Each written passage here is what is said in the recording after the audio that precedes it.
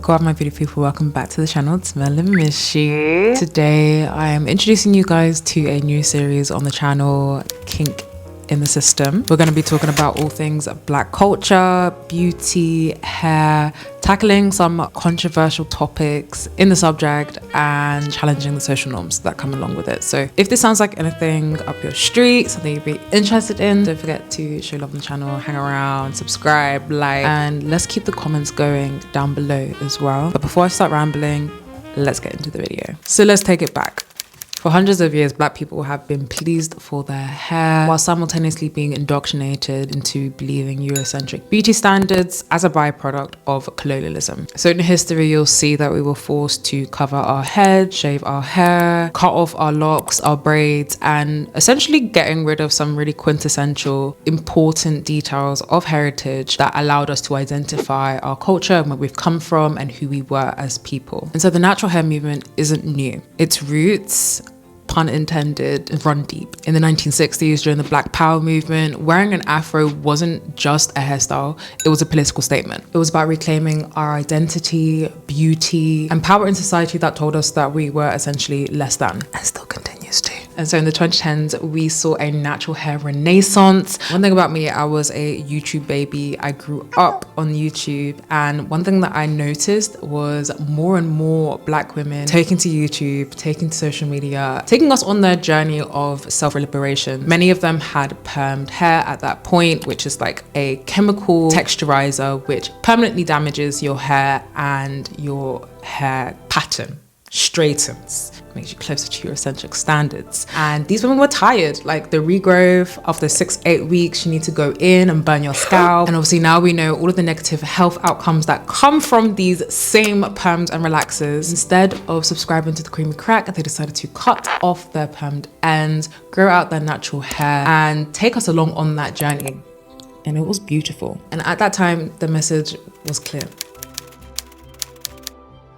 But here's the thing. Movements ebb and flow. Over the past few years, you've seen Black women retract from the natural hair movement, choose to go from being natural to not wearing their natural hair at all, and going back to relaxers, going back to more Eurocentric styles of hair. And I personally have seen the rise of resentment towards the natural hair community, mostly through the means of the Black Hair Police. The Black Hair Police are Black women who go online and basically tell everyone how they are doing their natural hair wrong. If they're not wearing their natural hair, they're doing it wrong. If they're using gels, they're doing it wrong. If they're using sulfates, they're doing it wrong. But actually now we're going to be using sulfates and now you're doing it wrong. And it seems like every 18 months to 2 years, there is a new hair trend that we need to follow, whether it be no butters, no oils. But what I find funny is that the fact that we have been pleased for centuries by our oppressor, and now we are being pleased by our own. It seems like a cyclic spectrum. They look like they're the opposite side, but they're actually right together here. And the common denominator is that the brunt falls on Black women. But I think in all of this, there is a key theme that we need to highlight on, and that is choice. Choice is essential. I think whether you're rocking a wash and go, a blowout, a sew-in, a bust down braids, wigs, weave, whatever you want to do, I think the most important detail is that you feel empowered in your decision to wear your hair the way you do. I feel many Black people are not willing to face the internalized biases head on, accept that they exist in this post-colonial world. Even just acknowledge the fact that they would prefer to wear braids instead of like their natural hair, or perm their hair back to back to back to back to back. More so acknowledge that these internalized biases are not original. They originate from somewhere external from us, and so has been taught to us, almost like a garment of clothing. Imagine like everyone enters this world as a naked mannequin, okay? And all of the limiting beliefs, all of the influences that you receive from your parents and from the media and from your teachers and from your world leaders are items of clothing that you're wearing. Thinking that kinky is not good, or that straight hair is more acceptable for job interviews, or even choosing to wear braids 51 out of the 52 weeks in the year as a protective style, those concepts stem from somewhere. And so when you realize that these garments of clothing, these biases are not our own, it kind of allows us to have a bit of empathy towards self, because If for hundreds of years you've been told that you are inferior, why are you going to believe any different? And that brings us back to the topic as to why wearing your natural hair is not only a form of exposure therapy, but absolutely fundamental on your journey to self-love. But hold up. What even is exposure therapy? Exposure therapy is a psychological treatment where you gradually confront your fears or discomforts in a safe way, helping to build resilience and reduce anxiety over time. It's about facing what scares you until it no longer holds power over you. And so once you acknowledge your biases and you understand what exposure therapy is, I think it makes perfect sense as to why we need to work on the self-love journey through the means of wearing our natural hair. So as a babe who has been in the natural hair game for a while but has ebbed and flowed with my self-love journey with my natural hair, i.e. there was literally 2 years where I wore braids back to back and I didn't want to face my natural hair. Every time I would have it out, I would just feel overwhelmed, and I actually filmed less content because I didn't feel pretty, and other nuances that I probably realized and didn't realize. I feel like I've come to a place in my natural hair journey right now where I can safely say I genuinely love my hair. Don't get me wrong, if I don't wash it for 2 weeks, I may love it less, but that's just because she needs a wash. That is not the hair. That is my poor hygiene and care practices. Okay, let's not get it twisted. I feel like I can share a couple tips to encourage you on this journey as you face your natural hair. Number 1, simply acknowledging that these biases, these discomforts exist, regardless of how big or small that bias may be. For some people, it might look like acknowledging that they feel less pretty when they don't have their braids or their wigs or other various styles installed into their natural hair. And I'm just saying this is a very common thing that people think about if they're not saying it out loud. So let's take the ghost out of the closet. Let's acknowledge that these things exist so then we can actually face them. Number 2 is confronting them in a safe way. Emphasis on safe. This is not for the lighthearted. We were blessed with a head top of uniquely, coily, gorgeous. Our hair can do so much. Our hair is so unique. A bit of a tangent, but I actually went to Dyson's headquarters in the UK in Malmesbury, I want to say. They do a lot of hair science there to really understand hair types. Now, this might just be Dyson's PR, but I'm just saying I learned a lot when I went there, okay? When I was speaking to one of the hair scientists there, I guess he was a trichologist, but I don't know if he was. He just knew a lot about hair, specifically type 4 hair, which piqued my interest. And one thing that he said to me that sticks with me up until today is the fact that type 4 hair is actually the most diverse of all the hair types. Like some people that say they have 4C hair, you'll see their hair and you'll see someone else's type 4C hair, and they're not looking the same. That's not to say that they don't both have type 4C hair, but maybe that scale isn't suitable for us. Who made that scale anyway? And who's to say that the variation between each of the hair types are equal when you can put it into 3 letters? No, honey boo boo, we are unique. That's what you are.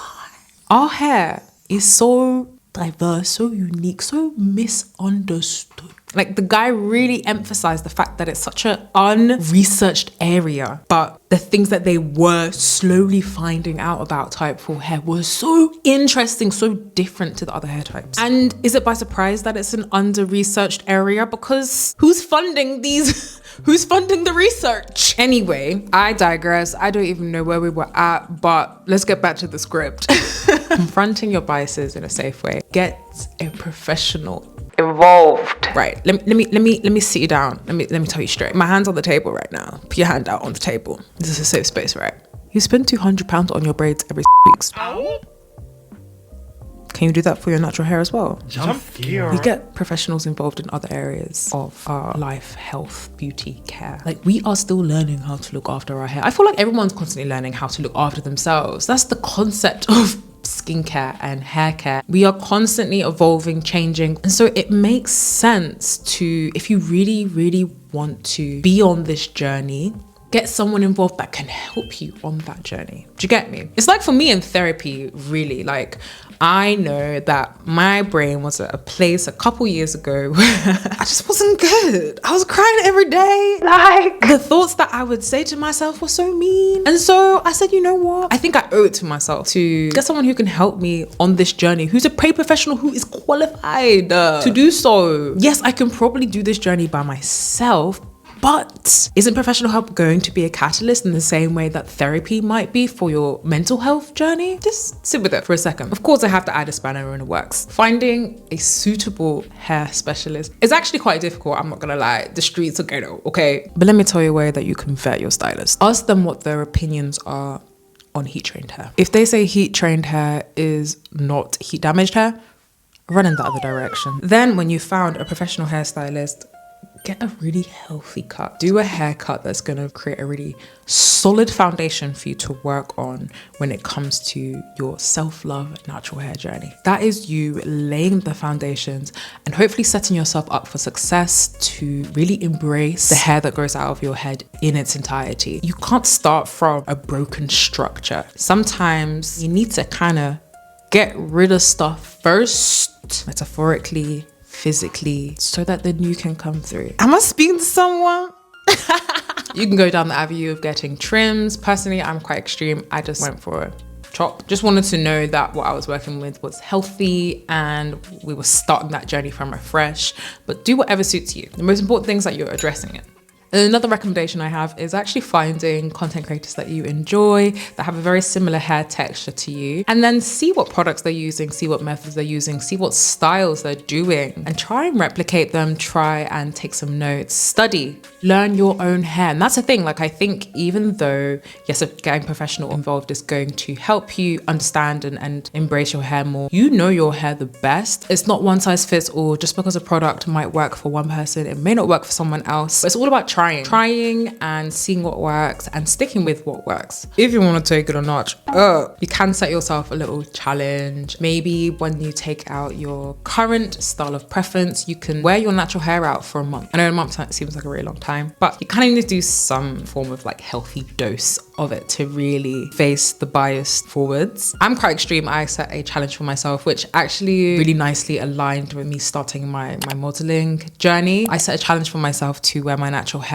pretty much for a year. I think I did maybe one set of braids. Otherwise, I was doing lots of different hairstyles with my natural hair. And yeah, that really forced me to look at myself in the mirror and love what I see. You know, I always give this analogy. If you had red hair, let's even put more context to it. If you had a Caucasian friend, okay, really pale skin, really dark, luscious, long, straight red hair, red brows, red lashes, okay, just for the sake of it. And then she gets a perm to make her hair really curly, like let's say 3B curls, jet black, and really short. Do you think she would just see herself, her reflection in the mirror instantaneously after that transformation and feel comfortable in herself? Going from one extreme to another is gonna take some adaptation.